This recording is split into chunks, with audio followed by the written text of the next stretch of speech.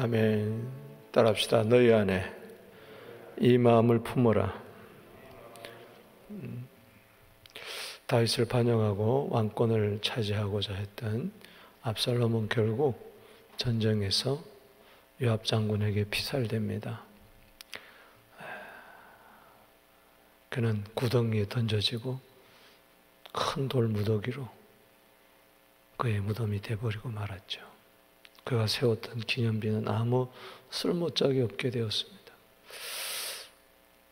다윗은 전쟁의 승패에 관계없이 그저 아들이 살아 돌아오기만을 기다렸는데, 그러나 아들은 죽고 말았어요. 압살롬아, 내 아들아, 내 아들아, 내 아들아, 압살롬아, 압살롬아, 내 아들아, 내 아들아, 통곡하며 미친 듯이 울부짖었죠. 그때 다윗은 요단 동편 저 북쪽 이 마하나임이라는 라빠성에 그에게 있었어요. 이방 사람들의 진이죠. 거기서 빨리 정신을 차리고 다시 요단강을 건너 요단 서편 예루살렘 다윗 왕궁으로 귀환을 해야 되는데 그의 마음이 너무 아파서 그러지를 못하고 있을 때였습니다. 결국은 요압 장군의 독촉으로 말미암아 그가 이제 정신을 차리고 예루살렘 왕궁으로 귀환을 합니다. 이때 다윗은 여러 사람들을 만나게 됩니다. 대표적으로 시므이를 만나고요. 그 다음에 무비보셋을 만나고 그리고 바르실레를 만납니다. 왕이 예루살렘으로 돌아오는 요단 서편에 많은 사람들이, 이스라엘 사람들이, 열지파 사람들이 또 와서 맞으면서 유다지파 사람들 중심으로 왕이 오는 것을 바라보며 시기하며 질투하며 서로 다툽니다. 왕은 돌아왔지만은 분쟁의 씨앗이 여전히 남아있는 것을 바라봅니다. 저는 오늘 본 말씀을 여러 각도로 살펴볼 수 있지만은 시간 관계상 이제 다윗의 마음에 초점을 맞추어서 우리가 배울 실제적인 우리 교훈을 얻고자 합니다. 중요한 것은 우리의 마음입니다. 아멘. 잠언 16장 32절에 보면 이런 말씀이 있어요. 자기 마음을 다스리는 자는 성을 빼앗는 자보다 낫다. 아멘. 이제 분노를 다스리는 자는 용사보다 낫고 자기 마음을 다스리는 자는 성을 빼앗는 자보다 낫다. 아무리 전쟁에 승리를 했어도 자기 마음을 다스리지 않는 자는 패한 겁니다. 그래서 여러분들이 항상 내 마음을 잘 다스릴 수 있는 여러분 되시기를 바랍니다. 오늘 본문 말씀은 크게 이제 5 단락으로 나눌 수가 있는데 그것을 살펴보면서 다윗이 어떤 마음을 품고 있었느냐, 또 이스라엘 백성들이 어떤 마음을 품어야 되느냐, 또 오늘날 우리가 어떤 마음을 품어야 되느냐 교훈을 받도록 합니다. 먼저 여기 1절과 15절에 보면 이제 다윗과 이제 요압의 관계를 나오는데 여기서 우리의 마음을 어떻게 다스려야 되느냐, 슬픔을 극복해야 됩니다. 아멘이십니까? 자, 여기 1절 보겠습니다. 어떤 사람이 요압에게 아뢰되 왕이 압살롬을 위하여 울며 슬퍼하시나이다. 이미 다 전쟁은 끝났고 다윗의 군대가 대승을 했어요. 그런데 다윗은 예루살렘으로 돌아갈 생각을 전혀 하지 않고 그저 엉 울고 있는 거예요. 이러니 나라 전체가 침울한 분위기에 빠져요. 오히려 승리한 것이 패배한 것 이상 돼버리고 말았습니다. 여기 2절에 왕이 그 아들을 위하여 슬퍼한 다음에 그날의 백성이 들리매 그날의 승리가 모든 백성에게 슬픔이 된지라. 그날의 백성이 싸움에 쫓겨 북으로 도망같이 가만히 성읍으로 들어가니라. 보통 정정에서 승리하면은 개선 장군이 들어오면은 연도에 서서 정년 가무실 들고 환호하며 박수 치면서 맞이해야 되는데 전부 다 가만히. 왜? 왕이 눈치를 보느라고. 여전히 왕은 어떡합니까? 4절에 왕이 그의 얼굴을 가리고 큰 소리로 부르되 내 아들 압살롬아 아들아 내 아들아 이러고 앉았으니 이 나라가 어떻게 되겠어요? 엉망진창인 거죠.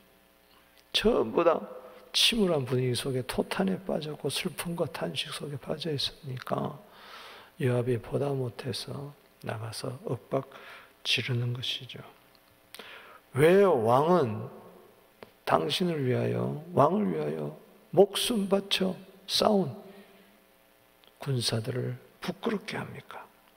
6절에 왕께서 미워한 자는 사랑하고 사랑하는 자는 미워하십니다. 차라리 이럴 줄 알았으면 압살롬이 살고 우리는 다 죽었으면 좋았을 뻔했습니다. 이 요압도 참 당돌하죠. 7절에 이제 그가 일어나 왕의 부하들에게 말씀하여 마음을 위로하여 주시옵소서. 오늘 밤이 마지막 찬스입니다. 여전히 내 아들아 압살롬아 슬퍼하고 탄식하고 있으면은 이제는 모든 백성들의 마음이 당신을 떠나게 될 것이고 왕은 이때까지 겪은 환난보다도 더 큰 어려움이 당신 앞에 닥칠 것입니다. 이렇게 공갈 협박하며 윽박지르죠. 이것도 잘못된 거죠. 우리는 상대방이 마음이 아파할 때에 함께 슬퍼할 줄 알아야 될 줄로 믿습니다. 그러나 다윗 편에서 보면은 너무 상심해 있었던 것이죠. 여러분 지금 다윗은 공과 사를 구별해야 되는 거예요. 우리도 마찬가지예요. 우리는 주의 일과 항상 개인의 일을 구별할 줄 알아야 될 줄로 믿습니다. 내가 슬프다고 해서 주의를 안 하고 내가 기분 나쁘다고 해서 주의를 안 하면 안 되는 거죠. 이것은 마치 아들을 잃은 슬픔에 빠져서 국사고 뭐고 다 팽개쳐 있으면은 나라는 어떻게 되겠냐? 뒤죽박죽 혼돈 속에 있을 거 아니에요. 만약에 제가 기분이 나쁘다고 해서 마음이 좀 불편하다고 해서 아이고 교회고 목회고 뭐고 모르겠다고 그렇게 감정에 사로잡혀 있으면 교회는 큰 혼란에 빠질 것입니다. 여러분도 마찬가지예요.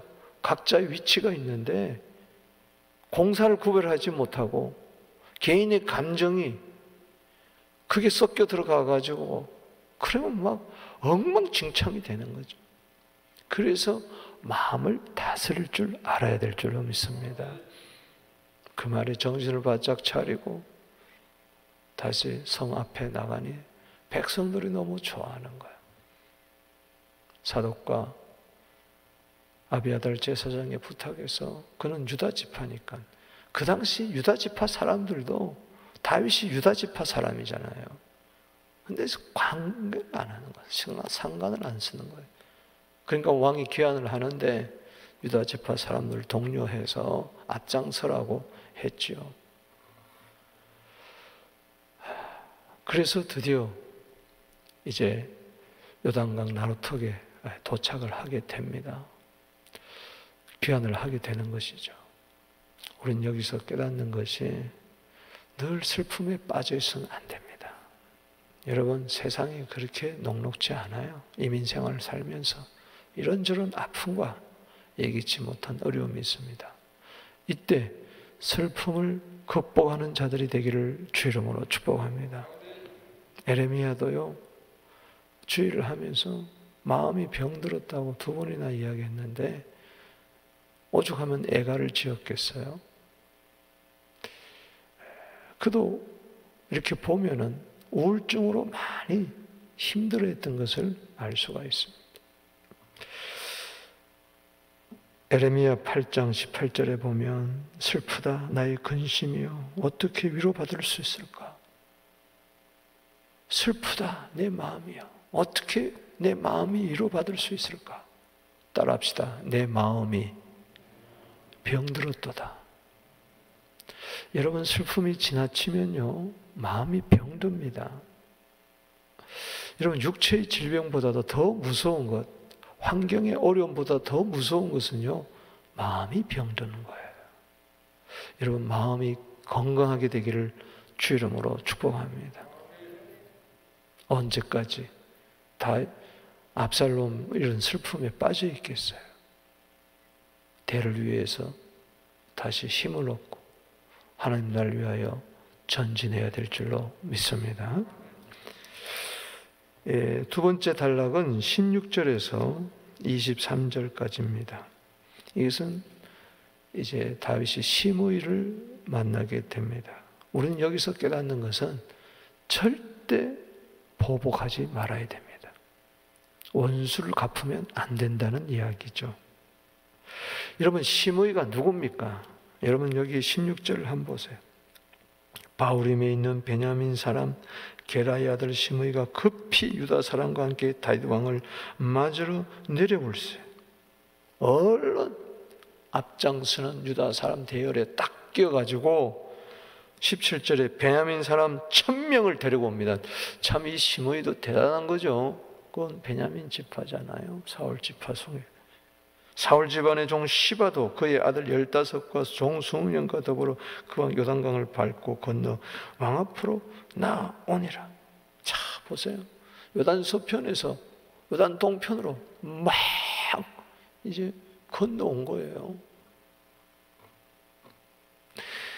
그러니까 지금 요단 강을 사이에 두고 저 요단 동편 북쪽에서 쭉 내려와 가지고 이제 요단 건너려고 하니까는 서편에서 유다 사람들이 오고 베냐민 지파 사람이 오고 이제 시므이도 오고 시바도 오고 이제 막 와서 건너기 전에 왕을 인도하려고 그러고 맞이하는 거죠. 근데 거기 누가 있었다고요? 시므이도 있었고 시바도 있었고 시바는 무비보셋의 종이었죠. 따라합시다. 시므이. 압살롬의 반역으로 말미암아 신발도 신지 못하고 맨발로 도망했던 울면서 도망했던 기드론 시냇가를 지나 감난산을 지나 바후림에 도착했을 때 이 시므이가 죽은 개 같은 이 시므이가 계속 다윗을 향하여 비루한 자여 너는 하나님께 벌받았다 하면서 저주하고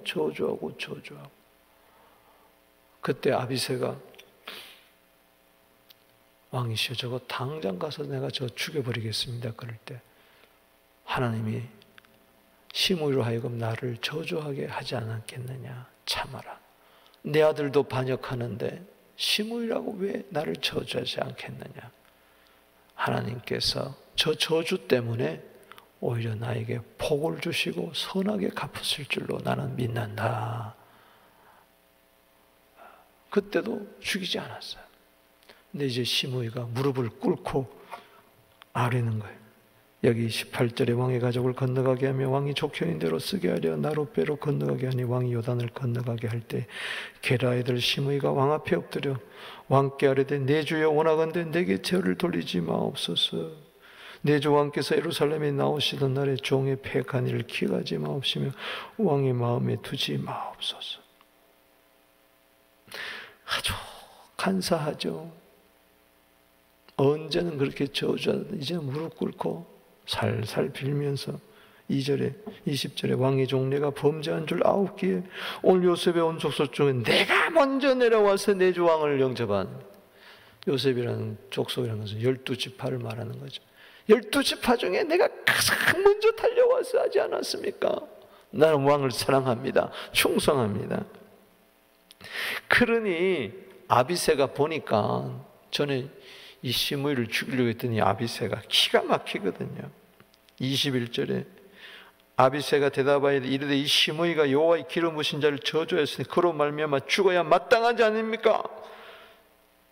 저 죽여버리겠습니다 할 때 22절에 다윗이 이르되 22절 읽어보겠습니다. 시작. 다윗이 이르되 스루의 아들들아 내가 너희와 무슨 상관이 있게 너희가 오늘 나의 원수가 되느냐. 여러분 원수는 뭐냐?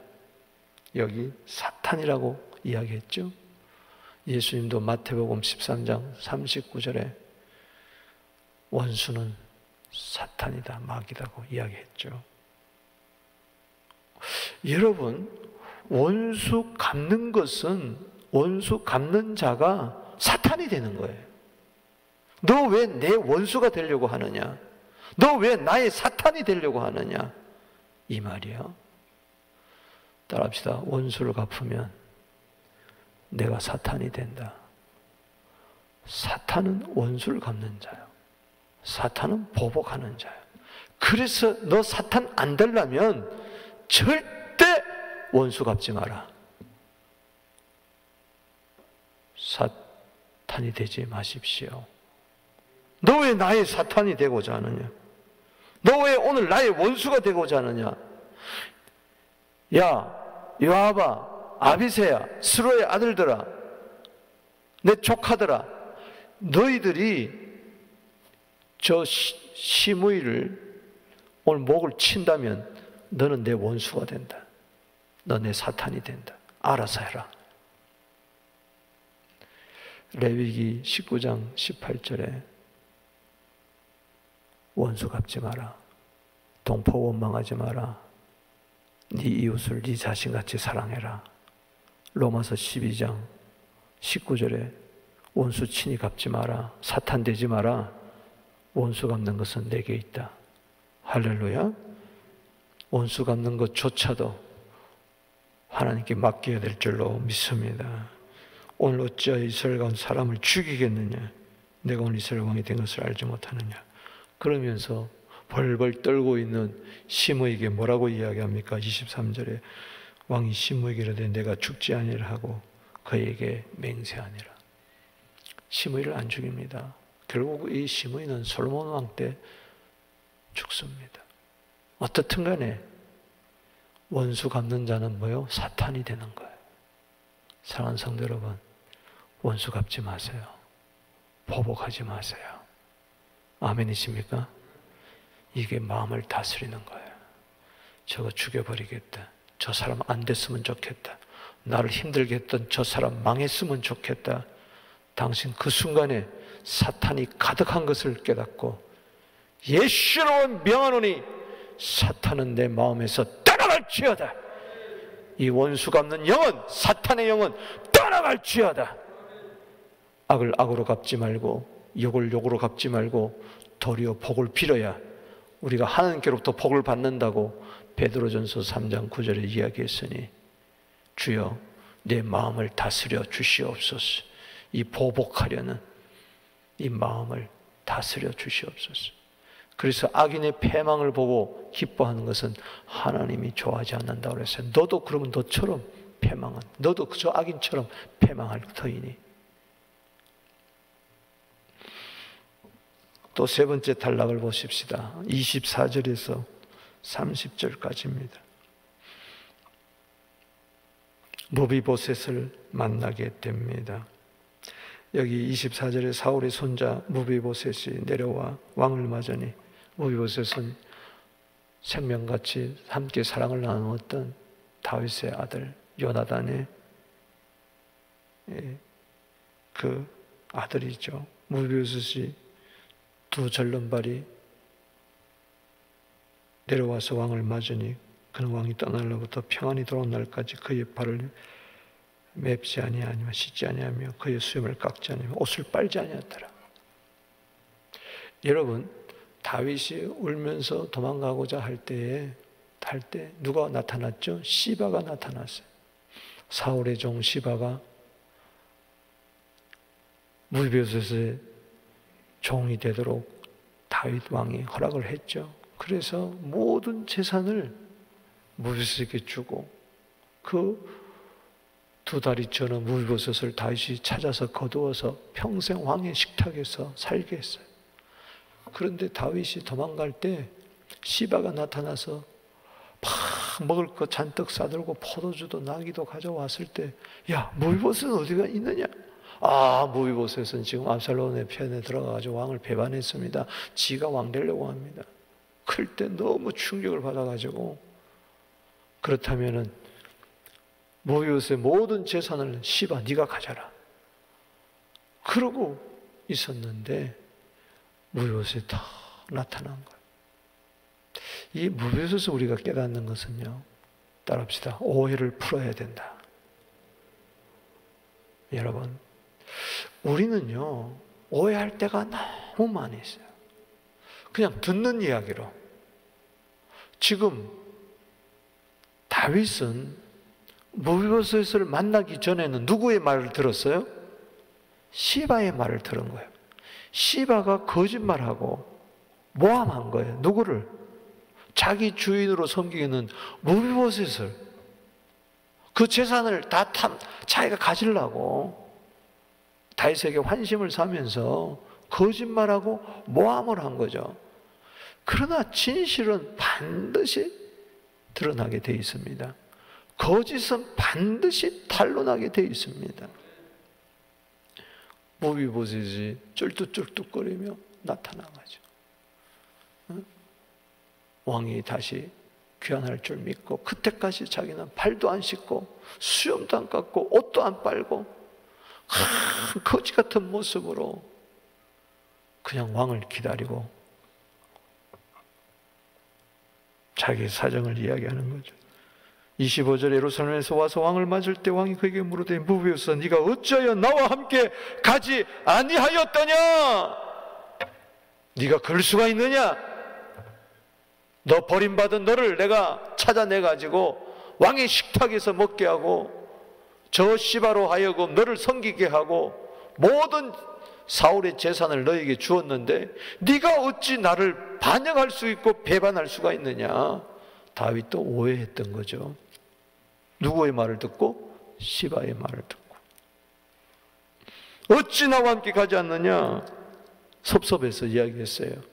그럴 때 26절에 대답하되, 내 주 왕이요, 왕의 종인 나는 다리를 절무로 내 나귀의 안장을 지워 그에 타고 왕과 함께 가려 하였더니 내 종이 나를 속이고 종인 나를 내 주 왕께 모함하였나이다. 내 주 왕께는 하나님의 사자와 천사와 같으시니 왕의 처분대로 하옵소서. 그래서 여러분, 이 거짓과 모함에 다윗이 쏘가 넘어간 것처럼, 그래서 오해했던 것처럼 우리도 거짓과 모함에 쏘가 넘어가요.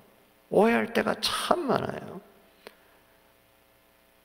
결국은 시므이를 만나서 그 오해를 풀고, 네가 그랬구나. 재산의 절반을 다시 나눕니다. 여기서 보면은 시므이를 처단하고 그 재산을 당장 빼앗아가지고 무비보셋에게 줘야 되는데 다윗은 그렇게 하지 않습니다. 여기 보면은 29절에 왕이 그에게 이르되, 내가 어찌하여 내일을 말하는 내가 이르노니 너와 시바와 밭을 나누라. 그래서 반반을 나눕니다. 시바도 용서하고 무비보셋도 받아들이고. 그럴 때 무비보셋은 아닙니다. 저는 왕이 궁으로 돌아온 것만으로도 나는 만족합니다. 모든 재산을 저 시바에게 주십시오. 저는 재산 필요 없습니다. 어떻든 간에 이 다윗과 무비보셋의 오해를 푸는 것입니다. 아멘. 여러분, 골로새서 3장 13절에 보면요, 누가 누구에게 불만이 있거든 서로 용납하고 피차 용서하되 주께서 너희를 용서하신 것처럼 용서하라. 다윗은 불만이 있었죠. 그러나 용납하고, 시므이도 했던 것처럼 시바에게도 무비보셋에게도 다 용서해버리는 겁니다. 그래서 오해를 풀어버리는 겁니다. 주여, 이 쇠줄보다도 더 단단한 이 동아리줄보다도 더 단단한 끊어지지 않는 이 오해가 풀려나게 하여 주시옵소서. 주님의 사랑으로 다 풀어버리게 하여 주시옵소서. 오해를 안고 살지 마세요. 난 그게 맞는 줄 알았는데 나중에 보다 틀릴 수 있고, 그게 틀릴 줄 알았는데 그게 나중에 맞을 수가 있으니 어떻든 간에 우리는 원망하지 말고 마음에 묶인 것들이 다 자유함을 누리게 되기를 바랍니다. 예수 안에서 이게 용납이 안 되고 용서가 안 되고, 그럼 어디 가서 살 거예요? 어디 가서? 그 불신자보다 더 악한 사람들이니. 그래서 우리는 넓은 마음이 필요합니다. 할렐루야. 너희 마음을 넓히라. 너희 마음이 왜 이렇게 좁아져 있느냐? 고린도후서 6장 13절에 고린도 교인들은 바울에 대해서 오해가 너무 많았어요. 돈밖에 모른다, 뭐 글은 잘 쓰는데 뭐 말은 졸하다, 말은 잘 구변이 없다 등등. 그럴 때, 야, 너 마음이 왜 이렇게 좁아졌느냐? 마음을 좀 넓히라. 여러분, 바다 같은 마음을 가지게 되기를 주 이름으로 축복하는 것입니다. 우리는요, 어떤 소리 하나 들으면요, 그걸 못 견뎌해요. 그게 사실인지 아닌지도 모르고 그냥 어떤 들리는 소리에 의해서 그냥 파닥파닥거리고 어쩔 줄을 몰라요. 그리고 원수 맺고 보복하고, 그래서 인생이 불행해지는 거예요. 복이 멀리 있던 복도 떠나고 올 복은 오지 아니하고 대신 화를 당하는, 스스로 화를 자초하는.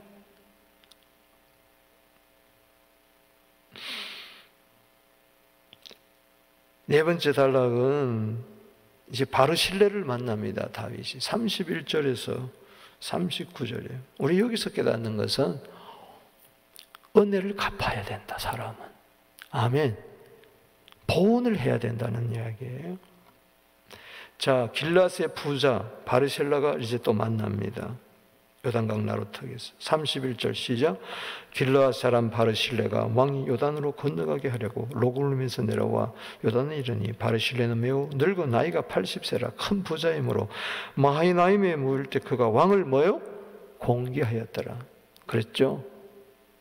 뭐 침상도 가져오고 대야도 가져오고 그릇도 가져오고, 그 다음에 11가지 음식을, 바타부터 시작해서 뭐 온갖 빵, 떡, 포도주 뭐 11가지, 그래서 총 14가지 생필품을 가지고 와가지고 왕을 공개했던 사람이에요. 아무도 찾지 않을 때. 그런데 이제 왕이 기한할 때 와서 인사하러 온 거예요. 80세 노인입니다. 큰 부자입니다. 그럴 때 다윗 왕은 너무 고마워서 자기가 도망 다닐 때, 정처 없을 때 자기에게 찾아와서 공개했던 그걸 생각해. 그 은혜를 갖고자 여기 33절에 왕이 바르실레에게 이르되 너는 나와 함께 건너가자. 예루살렘에서 너를 공개하리라. 예루살렘에 도망가면은 그건 왕궁이잖아요. 왕에 들어가게 되면은 다 그 이상으로, 11가지 이상으로 수백 가지라도 그를 잘 해주고 싶은 거예요. 그런데 바르실레는 아닙니다. 저는 하야할 일을 하였을 뿐입니다. 저는 왕에게 피해를 끼치고 싶지 않습니다. 저는 나이가 80인데 음식을 먹어도 맛도 잘 풍한도 못하는 내가 예루살렘에 살아서 왕 곁에서 오히려 피해가 될 뿐입니다. 나는 아버지 부자, 아버지 묘실에서 함께 나는 묻히겠습니다.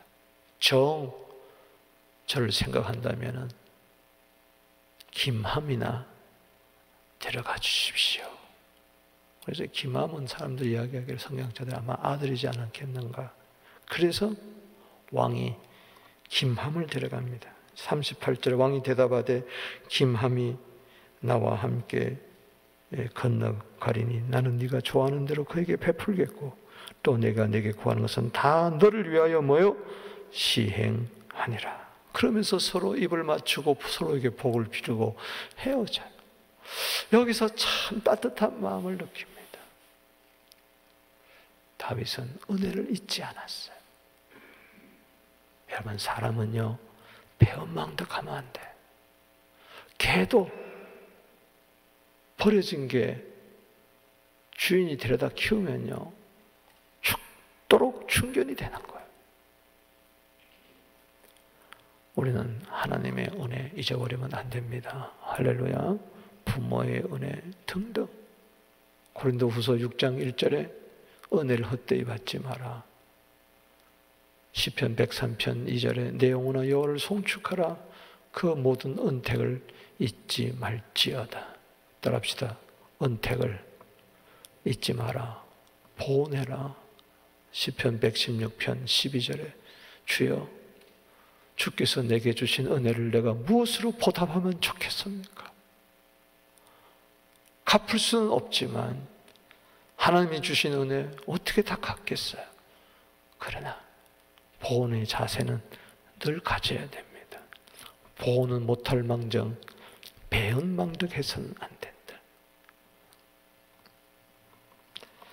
마지막으로 다섯 번째 40절에서 43절에 보면 아픈 이야기가 나옵니다. 분쟁의 씨앗이 있습니다. 그것은 뭐냐?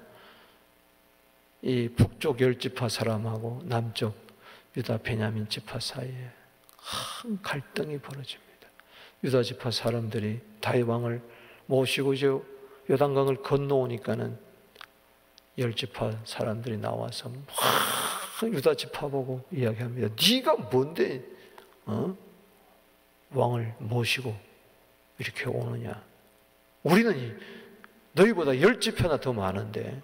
그랬더니 우리는 지금 왕이 유다 지파 사람이 아니냐? 그건 모르느냐? 이러면서 서로 싸우는 거예요. 이게 할 일이에요.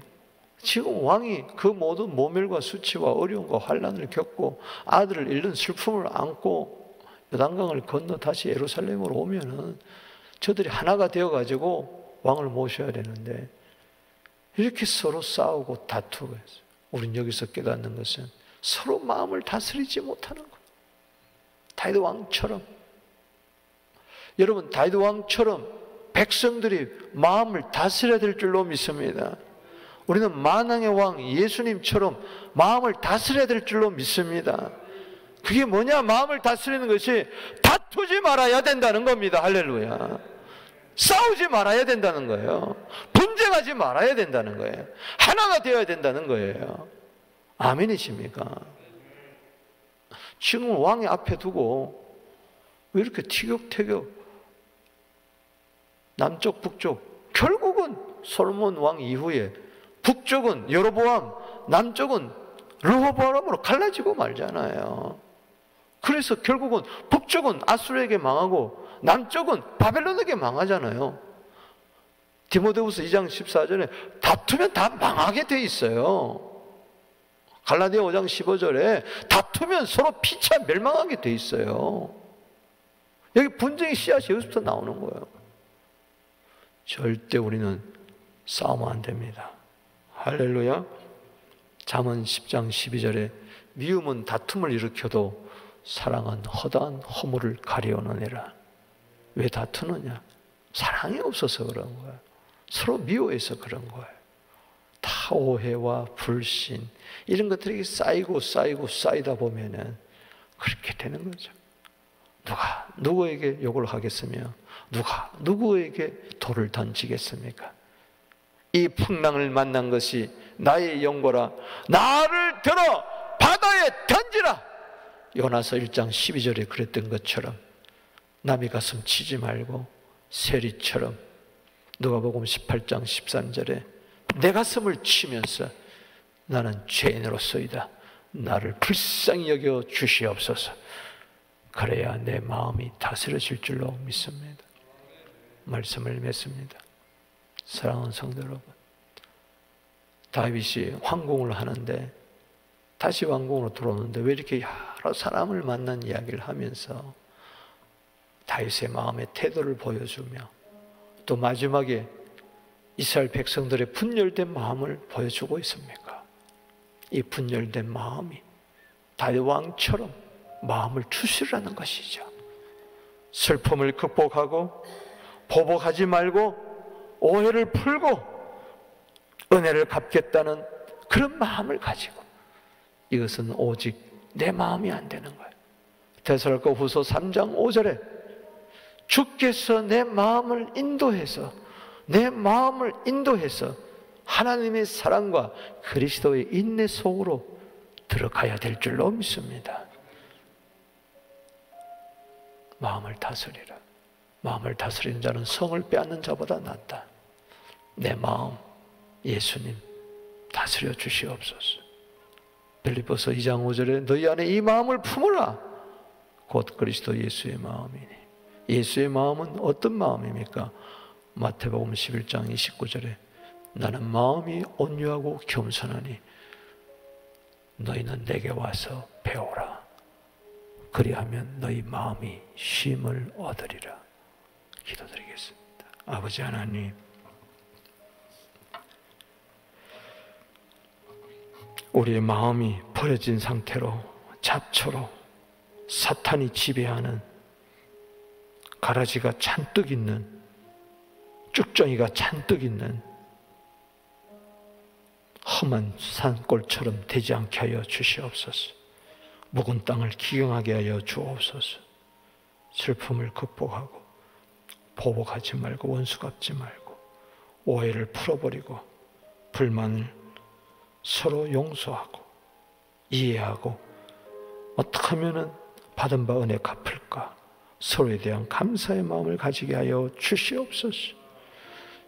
다투지 않게 하옵소서. 분열되지 않게 하여 주시고 으르렁거리지 않게 하여 주시고 주의 사랑으로 승리하게 하여 주시옵소서. 주여 내 마음을 다스려 주시옵소서. 욕심을 버리게 하여 주시옵소서. 내 안에 내가 너무 많습니다. 주님 나를 성령의 기름으로 다스려 주옵소서. 예수님의 이름으로 축복하며 기도하옵나이다. 주 이름 부릅니다.